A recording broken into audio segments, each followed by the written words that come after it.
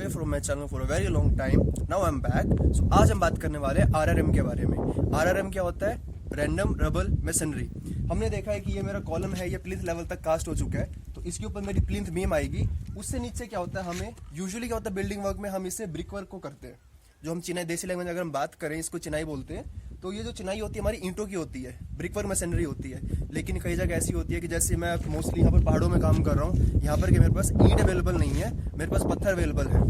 तो डेफिनेटली मुझे जो साइड पे अवेलेबिलिटी होगी मेरी एज पर साइड कंडीशन, मुझे उस हिसाब से काम करना पड़ेगा। तो यहाँ पर हम RRM को मशीनरी को यूज़ कर रहे हैं। अब इसके बारे में आपको कुछ बताना चाहता हूँ कि RRM होता क्या है और इसकी स्पेसिफिकेशन क्या है, क्या चीज़ हमें देखनी चाहिए। RRM stands for random rubble machinery. अब देखो इसके बारे में हमें क्या क्या चीज़ें पता होनी जरूरी होनी चाहिए कि जो हमारा पत्थर है, ठीक है, ये कम से कम क्या है 15 सेंटीमीटर हाइट तो इसकी होनी चाहिए। 150 mm कह लो या 15 सेंटीमीटर हाइट कह लो। और जो इसकी विड्थ है वो डबल से कम नहीं होनी चाहिए।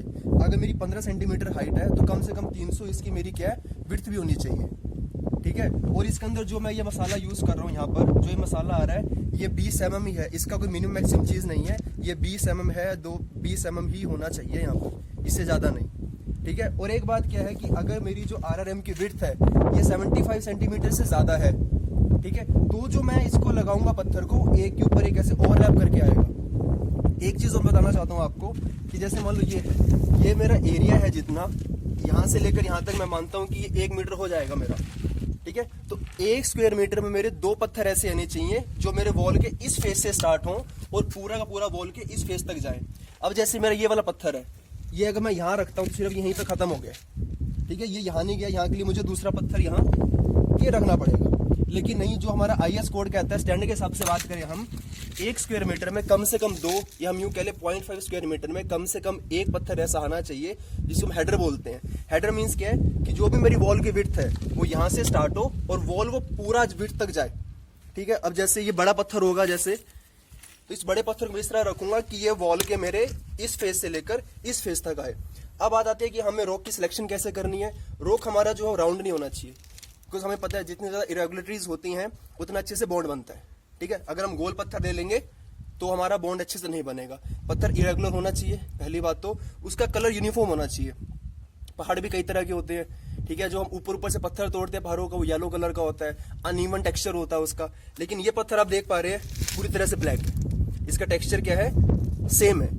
एक चीज और मैं बताऊं कि पत्थर को यूज करने से पहले ऐसा नहीं है कि हमने पत्थर पहाड़ से तोड़ा और सिंपली लगा दिया। इसको लगाने से पहले हमें इसको पानी में भिगो कर रखना पड़ेगा।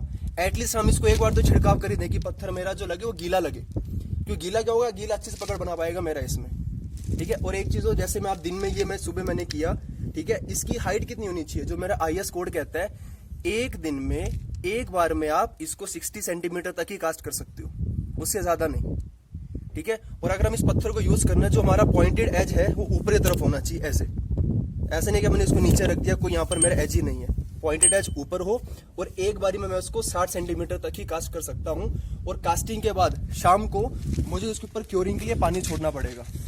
और मशीनरी जो मेरी है कम से कम इसको 10 डेज हमारा क्योरिंग पीरियड होता है वो देना ही चाहिए। अब एक लास्ट बात बचती है कि जो ये मेरा मसाला यूज हो रहा है इसकी स्पेसिफिकेशन क्या है। ये 2 तरह का मोटर होता है। अगर मेरा सीमेंट मोटर है तो मैं रेशो लूंगा 1:6 से लेकर 1:3 तक। अगर मेरा लाइम मोटर है तो मैं 1:2 या 1:3 लूंगा। So that's it. I guess आपको समझ आ गया होगा RRM के बारे में। अगर कोई डाउट रह गया तो मुझे कमेंट सेक्शन में करके बताइए। I will try my best to clear your doubts.